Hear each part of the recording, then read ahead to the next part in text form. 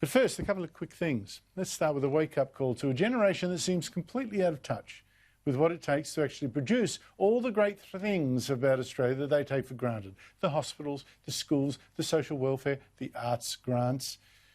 A generation that seems to think that a steak comes from the supermarket, not from a cow on a farm, and that thinks that money comes from the great government above and not from the taxes on which we make and grow and dig out of the ground. I'm talking about a generation that's now likely to vote Green, the party that says no to coal mines and coal exports because of a global warming they imagine will destroy us.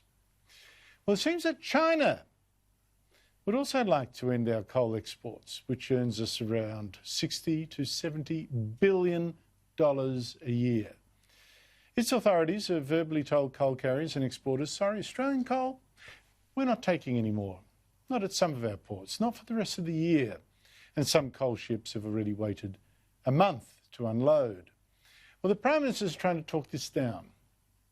In China, they do have their own coal industry, and it is not uncommon that from time to time the Chinese government will have domestic quotas to support local production and local jobs in China. So that is not a new thing, and I'd just seek to condition how people look at those reports.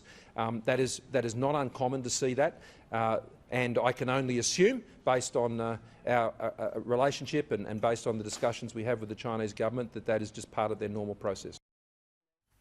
No one can actually be sure, and it might be that China's looking after its own coal mines, trying to give them a help by banning ours for a little while. But some commodity experts suggest that China also wants to punish Australia for standing up to this dictatorship. Navigate Commodities, for instance, says that there's little reason to doubt that this verbal warning could persist for an indefinite period as a potential retaliatory measure over recent political tensions. And this should scare you, not just because it shows, again, how ruthless this dictatorship now is, but just look at our economy now. Does it look like we can afford to lose billions and billions of dollars in coal exports? The Greens might cheer, but Australia will sure suffer.